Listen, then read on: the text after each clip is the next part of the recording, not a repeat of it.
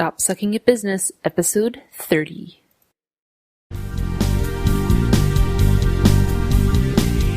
It's time to grow your business, stop spinning your wheels, and build the life you deserve. And I'm here to help. My name is Brame. This is Stop Sucking at Business. Hey guys, Brame here. Thank you so much for joining me on this episode. I can't believe this is 30. This is my dirty 30.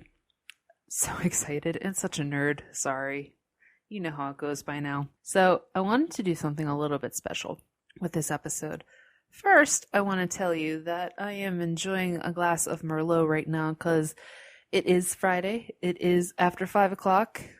And that's just, it's time, right? It's time. So this is going to be super interesting. I am commemorating 30 episodes with doing a question and answer session that I got from my newsletter list. So first off, thank you to all of those that sent me questions. It's humbling and it's overwhelming, and it's amazing that people would come to me with these kind of questions. So I don't take it lightly. And thank you so much to those who did. They actually all get a copy of my Scoping for Business book too, as just a little just a little thanks.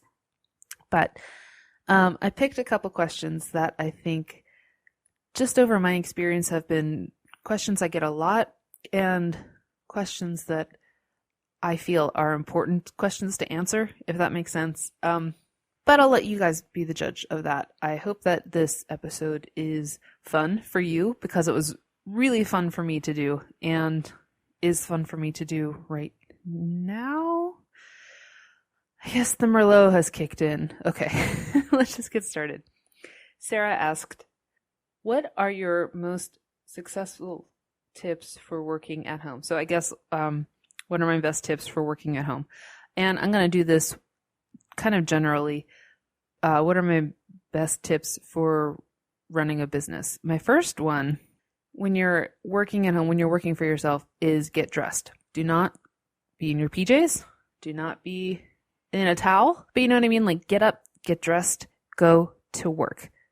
I know that a big lure of being self-employed and working from home is like, I can just work in my PJs. And if you have that kind of discipline, then you are far and away better than I am. But I need to go to work. So I need to put on deodorant. I need to put on the good bra and a pair of jeans, or a dress. I don't wear my business suit. Like I say, the suit that I'm saving for whatever court date I'll have someday. I just put on a pair of jeans and a shirt and do some makeup. I don't do like contouring or anything like that. But yeah, I take it seriously. I go to work.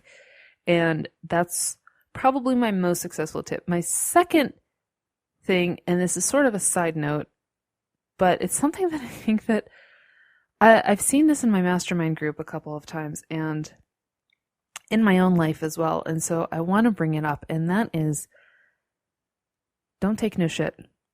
Stick up for yourself. If you feel slighted by another person for your business or for your life, stick up for yourself. Don't let it fester. Say to the person, like, you did this and it hurt me, or you did this and I don't appreciate that in my business. Things like that. Don't let people walk over you. And like I said, I'm only bringing that up because I suffer from that, and I know people in my mastermind group have suffered from it, and don't let it happen.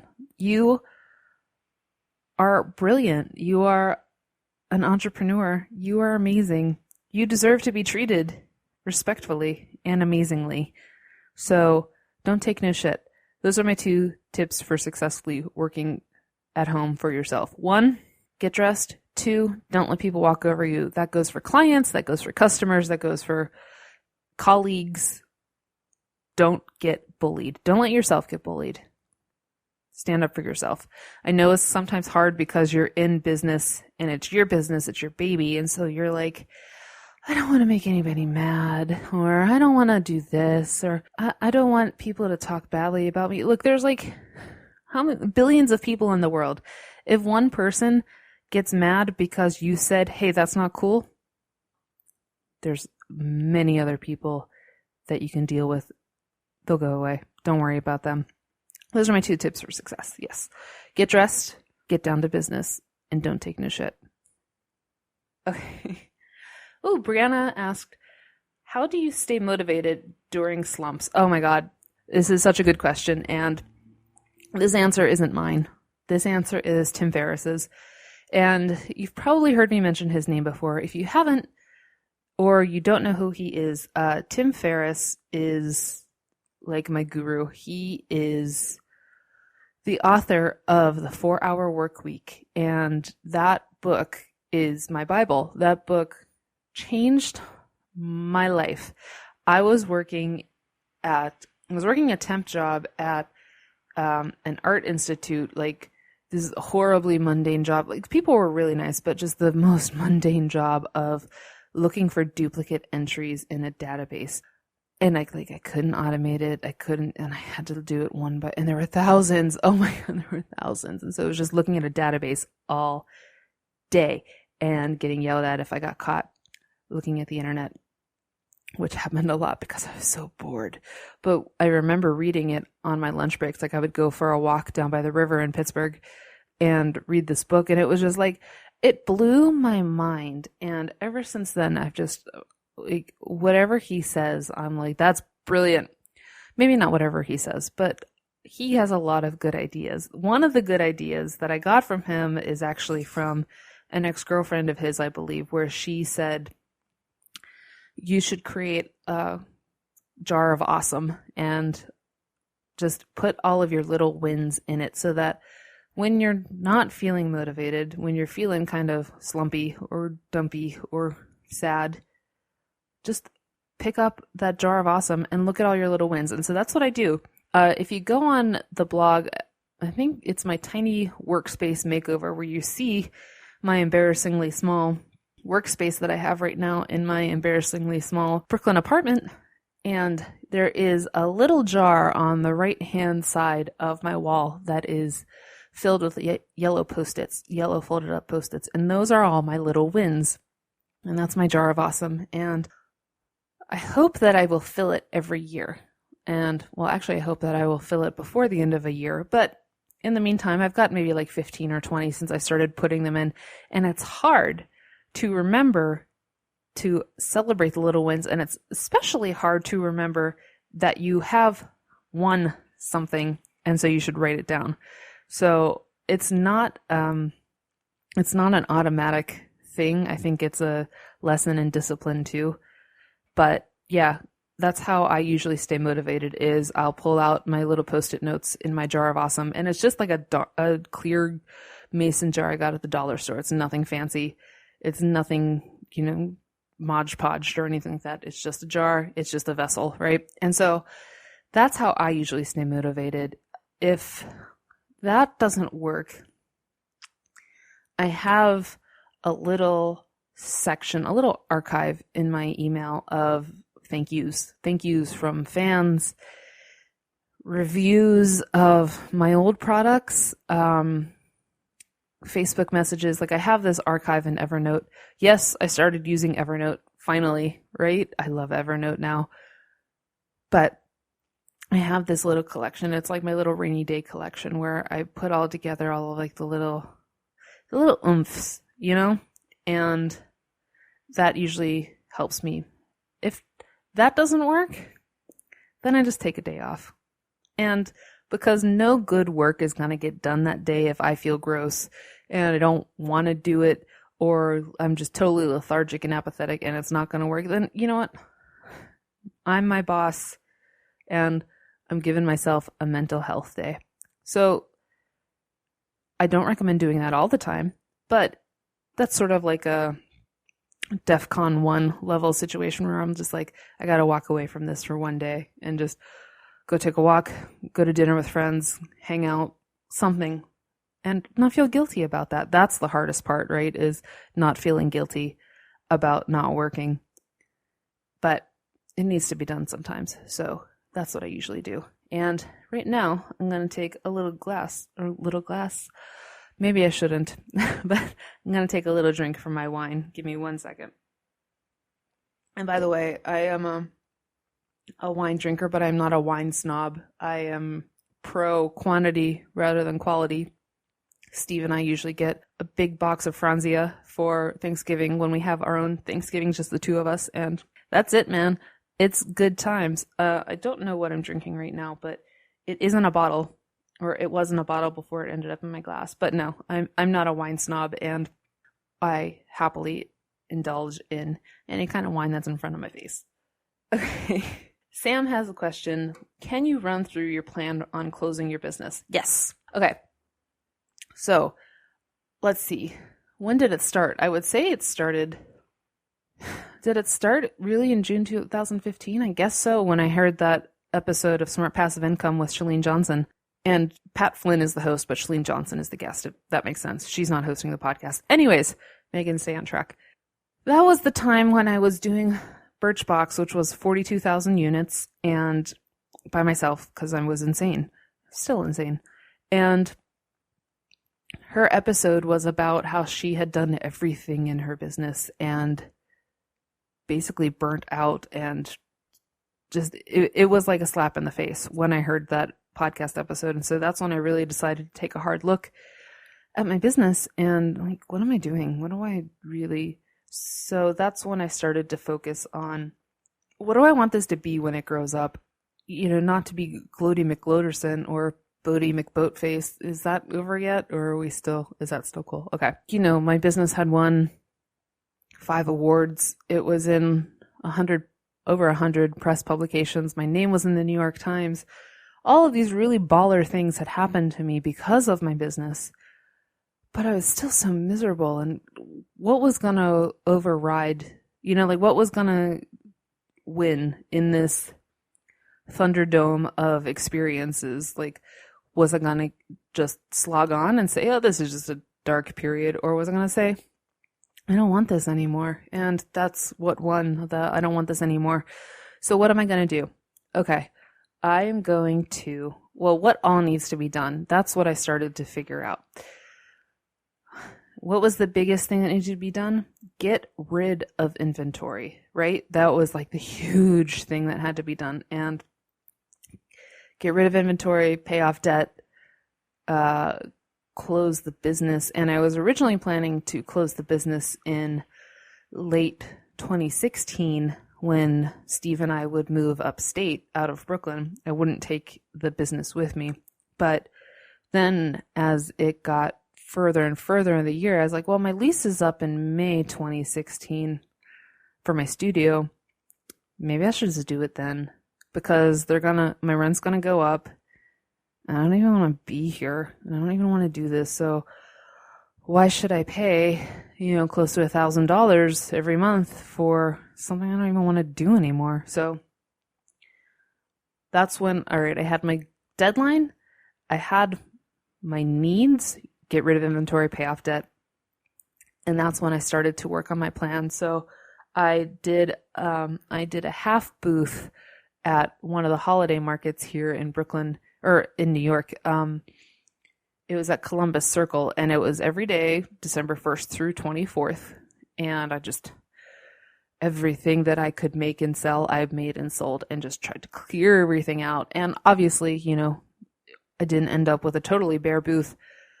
But after that, I lowered all the prices and began to work with flash sale sites like Zulily and Gilt.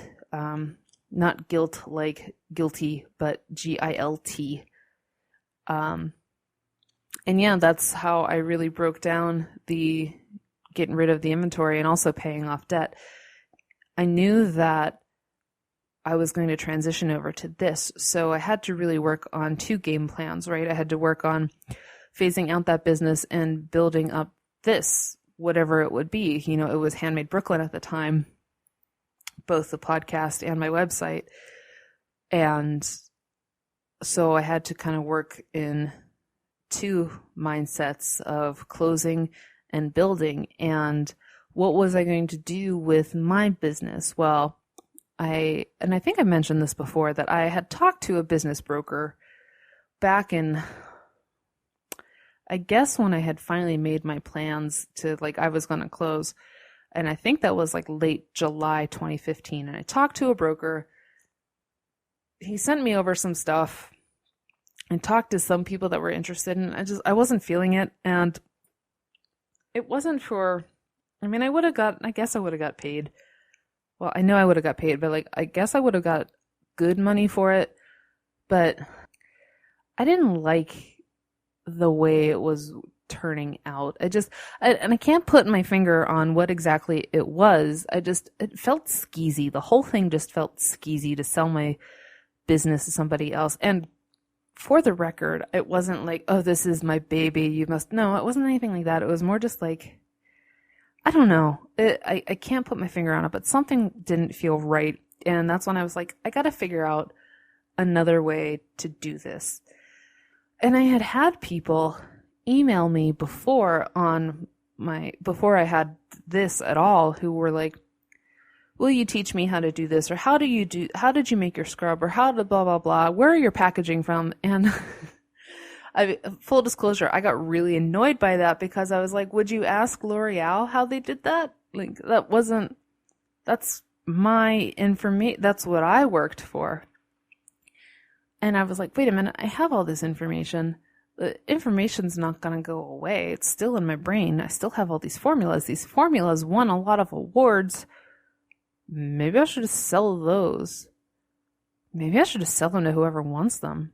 And so that's when I got the idea to, package up all of my stuff and sell it. And that's what beautybizpro.com is. It hasn't launched yet because, we're still working out a smidge of the legal details, basically saying like, look, these formulas work, but if you burn your eye off, I didn't do anything, like that kind of stuff.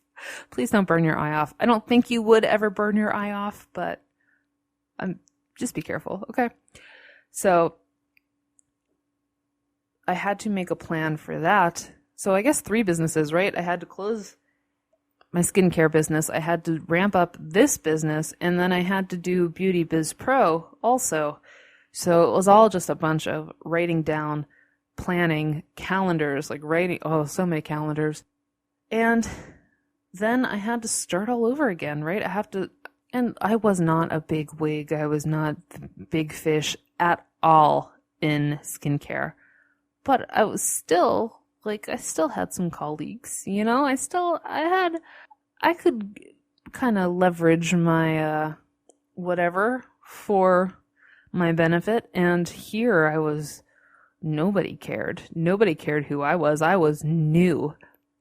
And so I had to really work on that. And that's when I started making plans to find like-minded people, bloggers, podcasters, whatever, people that were kind of at my level or a little bit higher, that, we could kind of help each other. And I think that when I wanted to make that happen, that's when I was really like, I need to find a mastermind group. And I started one with, I think it's now a dozen women that were in a class with me, and it's been the best. It's just amazing. And so I definitely always recommend finding other people. Don't be an island. Make sure that you're always getting different perspectives in your business, and definitely make sure. Is that a good answer? So I guess I had to put all the pieces together to see what had to get rid of. I had to make it known. That's another point. And then I had to build up this business. And so making it known was the most difficult part for me, because I really didn't want to let my customers down. I felt really bad about that part, but I just knew that I had to do it. And so I dragged my feet for a couple months about making the big announcement.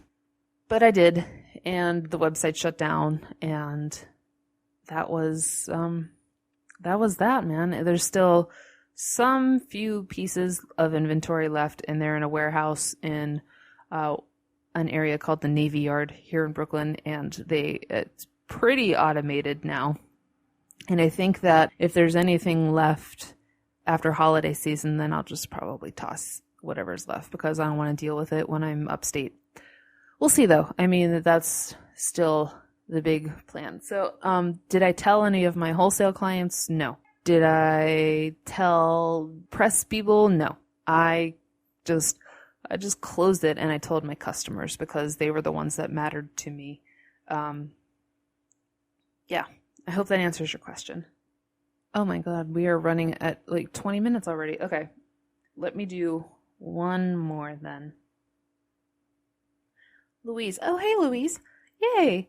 She asked me, Megan, how do you deal with negative people leaving negative reviews? Okay. Let me get a sip of wine for this one because it's gonna be a doozy. Okay. Negative people. I feel like Kimmy Schmidt or something by saying this, but I made it a goal to get rid of a lot of negative people in my life. And some of these people I was incredibly close with. I had had relationships for a long time, and it wasn't benefiting me, and it certainly wasn't benefiting them to keep them in my life. And that sounds pretty shitty, I guess, but I wasn't living for them, like what's the point of feeling heavy when their emails came in, or it was just, what kind of relationship was this? It was like a bad relationship. And so I did cut negative people out of my life, and I try and keep people in that are positive or that are, nobody is always on antidepressants, right? There are days that we all have slumps, and that's fine. But when you're overly negative, I try and push you out of my life. As for negative customers leaving negative reviews, there's two ways to handle it. One is try and see what the real pain is, and you can ask them, or you can kind of infer from what their review is. If their review is just like, I didn't like this because the smell was weird. Well, okay. You didn't like the smell. Somebody else did, so whatever.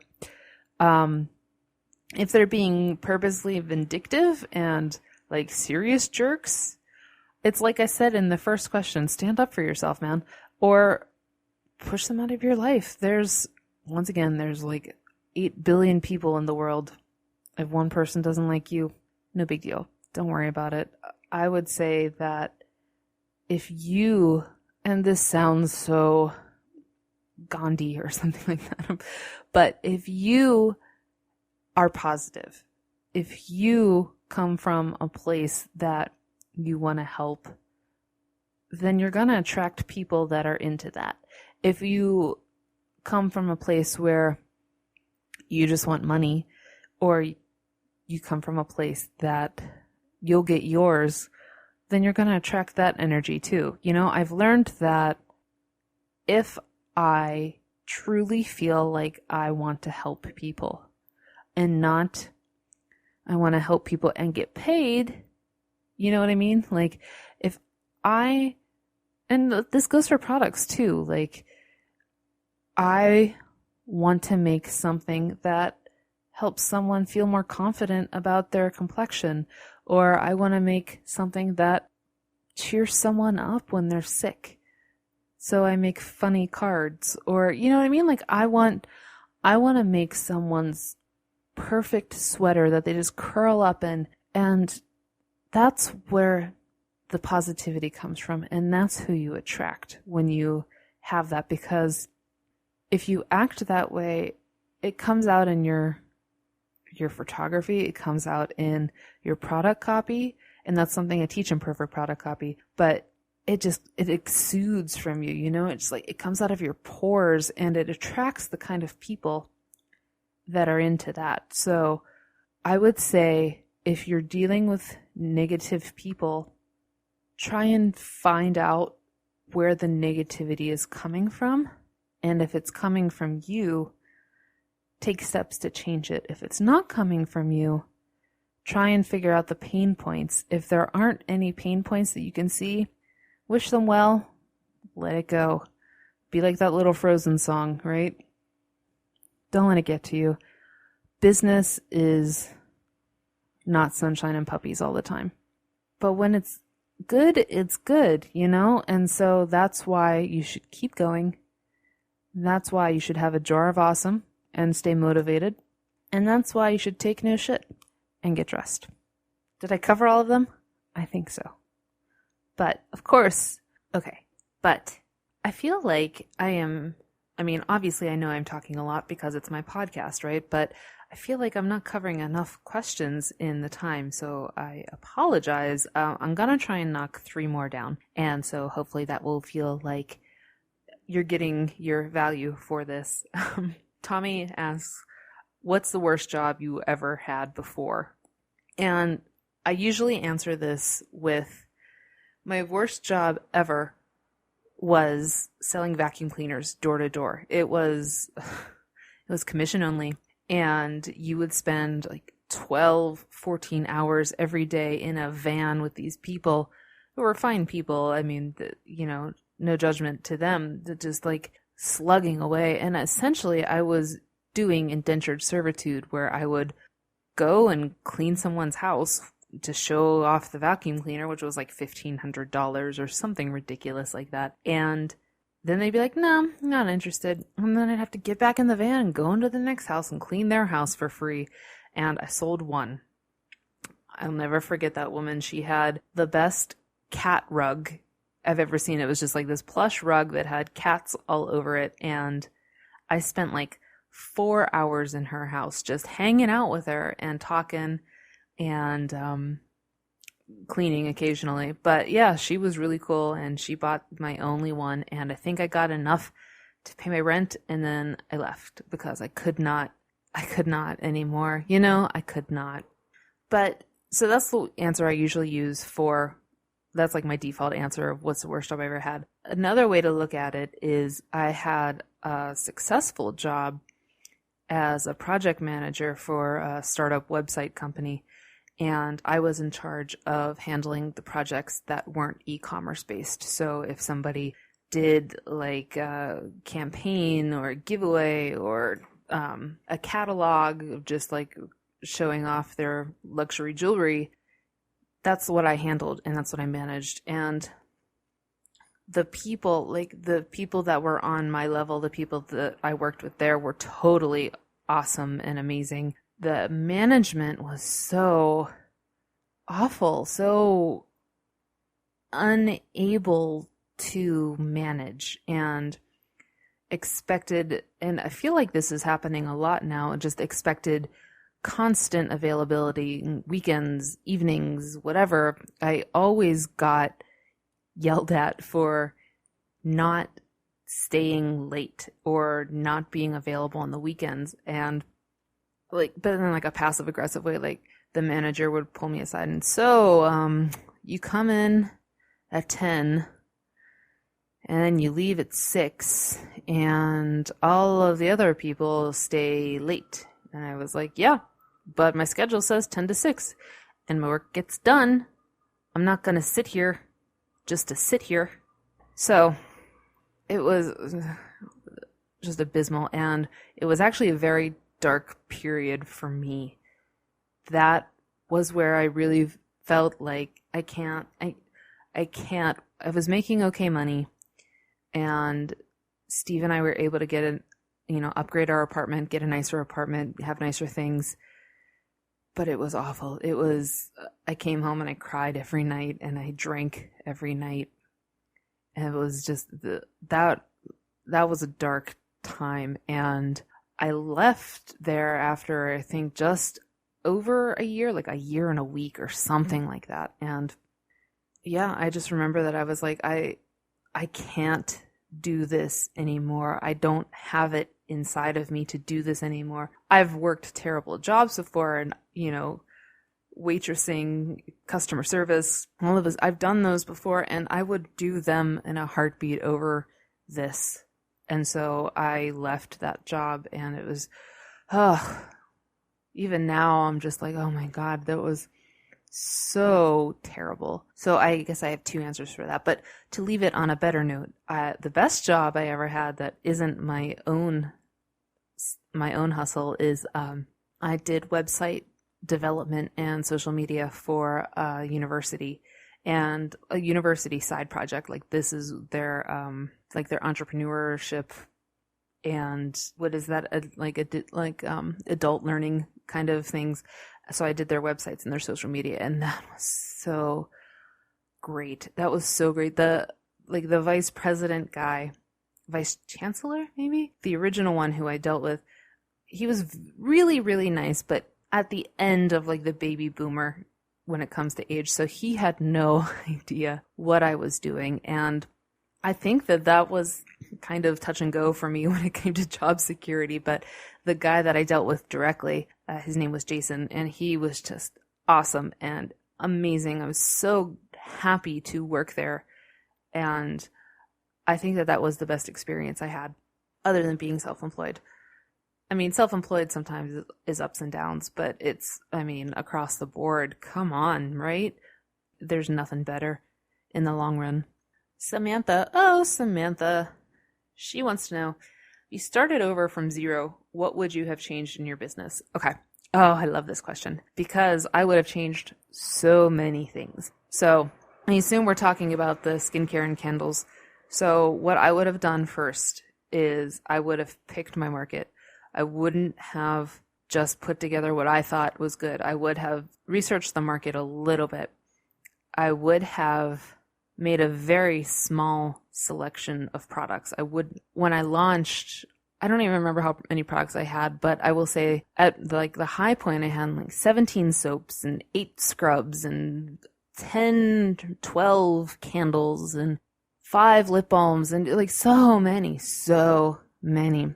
Oh, I remember, now that I think about it, I remember I was at a craft show and I had 8 different scrubs, and it was all the same formula, but it was one was vanilla scented and one was cinnamon and one, you know what I mean? So I would have started with a much smaller selection of products, maybe 2 or 3 soaps max, 1 scrub, and just perfected those. And once I saw that there was better demand, I would have increased the availability in the different scents or whatever. I would not have been as impulsive with creating products. I would have taken the time to do market research and make sure that they were products that my customers wanted. I wouldn't follow trends. I would try not to follow trends. I mean, let's be real here, right? I would not, I would have really tried to just keep my head down and look at my own work instead of what are they doing? Oh my God, they're doing really well with that. Should I do that too?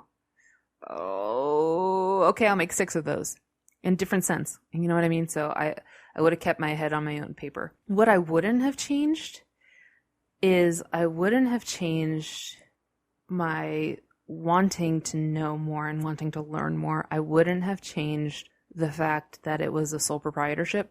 I guess that's not entirely true, but I guess what I'm trying to say more is that I would have still kept it simple legally until it needed to not. And I would have kept my liability insurance all the time, which I did. And I always recommend liability insurance. It's not as terrifying as you think. I think I had a $2 million policy, and I want to say I paid $500 a year for it. So it's not awful. If you tweet me or email me and you want that information, I will find you my old insurance broker. But yeah, it wasn't crazy, and it's definitely worth the investment. Anything else that I wouldn't have done? I wouldn't have been so stringent about not hiring, and I probably would have outsourced early. It was terrifying to think of doing that, and because you're I don't have the money, and I know I've talked about that before, but I wish I would have done that. And if I started over again, I would have outsourced a few aspects of it, probably social media, packaging design. I really liked doing, but that would probably be something that I should have just left to the pros. Yeah, I would have outsourced. So that's what I would do if I started over again. Keep my selection small. Make sure I have my liability insurance, outsourced, and focused on more market research instead of just, I'm going to make whatever I want. Does that make sense? Okay, next question is from Tamara. Tamara wants to know, how would you recommend adding passive income to an Etsy store?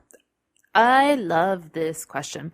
I would recommend for passive incomes teaching what you know and offering that as a digital download of some sort. So like an ebook or a guide, patterns if you've got something that has a pattern, things like that, skincare guides, anything that you know that you think somebody else would want to know. I would bundle that into something digital and sell that. And I know that Etsy has digital delivery options now, so that is definitely a way to do it. I would also suggest doing what's called a tripwire. And what this is for having, when you have someone subscribe to your email list for some reason, if you're offering them a lead magnet or a discount or whatever, which you shouldn't do a discount, but we've already talked about that, and I know you know better, so I won't say that anymore. But so you've had them subscribe to your mailing list, and they're on your list, and they get directed to a thank you page. The thank you page has a small product, like a $5 product, that will be beneficial to them and is worth more than $5, I should say. So it's chocked full of value, guide, product, thing that will make you money. And it's good because you're offering them something that's related and it's not too expensive. So it's sort of an easy purchase. So that's another way to do that. You can also do that. I don't know if Shopify has this ability. Maybe they do. If not, you can get a custom thing. I don't think that Etsy would have this. I know they wouldn't, but something else to look into when you upgrade, you move on to Shopify, or you have your own website or something like that, is to have this tripwire when they add a product to their cart. So having something that is like, say you are doing a face cleanser, like a toner, and people buy the toner, and so they click add to cart, and instead of going straight to the shopping cart, it goes to another page. It says, hey, do you want to add a lip balm to your order, since you're, face products? That would be another way to add more income. I know that's not entirely passive, and I know that's not Etsy based, but it's something to think about, just ways to add more numbers, right? More sales. So those are the two ways I would suggest. Creating something digital that is your knowledge, that is based on your knowledge and your experience, offering it as a digital download, and finding ways to add tripwires into your checkout process. Oh, one more way would be so you have some sort of digital product, right? And if you have an email list and you're using something like ConvertKit, or I guess MailChimp kind of does this too, but I use ConvertKit, so that's why I base my answer on that. ConvertKit has these email sequences where you can do like an onboarding sequence, right? So you can tell people your story and your favorite posts or your favorite products and blah, blah, blah. And it's all automated. So when they subscribe, it sends them into this onboarding sequence. There, you can also add a link to a digital product. Like in one of those emails about, I saw that you are interested in X. Based on X, I really want to show you this product that I make. I really think it'll help you. And I know now that I'm saying that, I remember I talked about that a few episodes ago, but kind of creating this sales funnel will also be another way to add more income streams and more possibilities for people to see your product, buy your product, know, like, and trust you. I hope that makes sense. Thanks, Tamara. Johnny wants to know, what do you think is the best way to determine if I can go full-time in my business? So I guess you mean that the royal I, right? Like everybody that is kind of doing their side hustle. I don't have a specific formula. I will tell you the way that I decided to go full-time in my business. One, I hated my day job, which I'm sure is not a unique problem to have, right? And I had to do some really tough love with myself and my husband too. He's much better at all the monies than I am. He is much better at that. So first I had to kind of give him a plan of what I was going to do and my projected monies so that we would be okay, that we would be, he was in a position that he could kind of carry us for a couple of months, but it couldn't be forever. So I had to figure out all of my bills, and so my student loans, my credit cards, my half of the rent, my half of the bills, entertainment budget, things like that, and come up with a number, which I would tell you it, but I honestly don't remember it now. I would say, let's go on the high end and say like $2,000 a month was probably the budget that I needed to make at that time, the monthly costs I had at that time. And from there, I had to figure out, okay, if I need to make $2,000 a month, how am I going to do that? And at the time, I had done, it was craft shows. It was like craft shows and street fairs and things like that. And so I figured out, okay, there are 8 weekend days in a month, give or take. So based on that, how many shows do I have the ability to do? Well, 8 or, less if there was a 2-day show. How much do I need to make at each show? What are the costs of each show? Kind of figure that out. And so that was how I was able to, I think it ended up like I needed to make $400 a show back then. No, it had to be less. Well, maybe with all of the costs of the booths and everything, because the number 400 sticks out to me for some reason. I think that is probably, I needed to make $400 a weekend. That was it. I needed to make $400 a weekend. And that would cover the majority of my costs. And then I would get the remaining $400 from websites, wholesale orders. Essentially, that was 2 wholesale orders a month back then to just cover that remaining thing. So maybe even 3. Well, let's say 2 for the sake of simplicity. So when I was able to get close to that number, that's when I was able to quit my job. And so that's what I recommend for you. Figure out all of your costs, add some padding into that, like savings. Please save. I didn't, and now I'm one of those people you read about in their 30s that's like, I should have started saving 10 years ago, and now I'm catching up. So figure out your budget that includes savings and emergency funds. And if you have another way to produce income, like a significant other, or I don't even know, like if you're able to get other ways to source that income, that you'll be okay going full time. I would say when you hit about 80% of your budget, then you're probably okay to go and go full time. But it's different for everybody. That's just the way that I did it. And I hope that helps. I wish you all the best. I really hope that you get to go full time soon, because I know that feeling, man. I know you essentially end up working like 80 hours a week, right? Between your passion and this day job. So I'm keeping my fingers crossed for you, Johnny. Last question.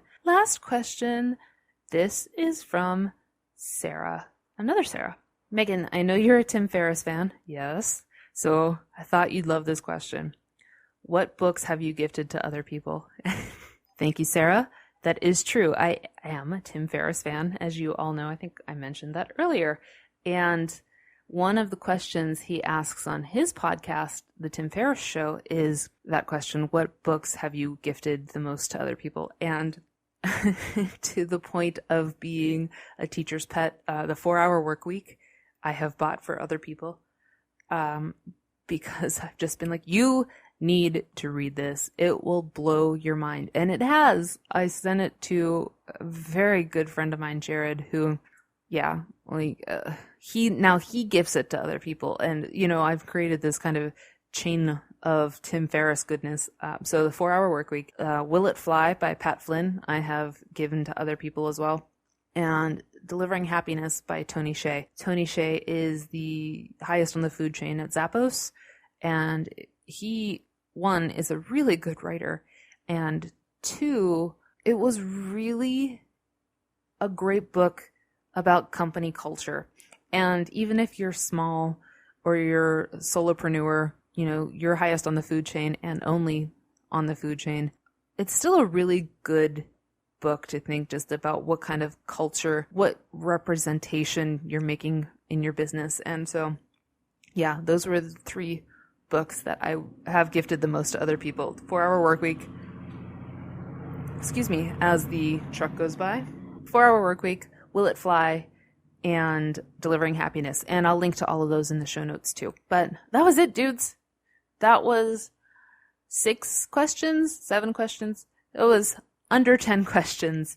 Thank you guys so much. Thank you to the people that have asked questions on my newsletter. I'm sorry if I didn't answer your question. Maybe I'll do this again if you guys are into it. But in the meantime, subscribe to the podcast, because the next couple of interviews that are coming up are just going to blow your mind. Okay?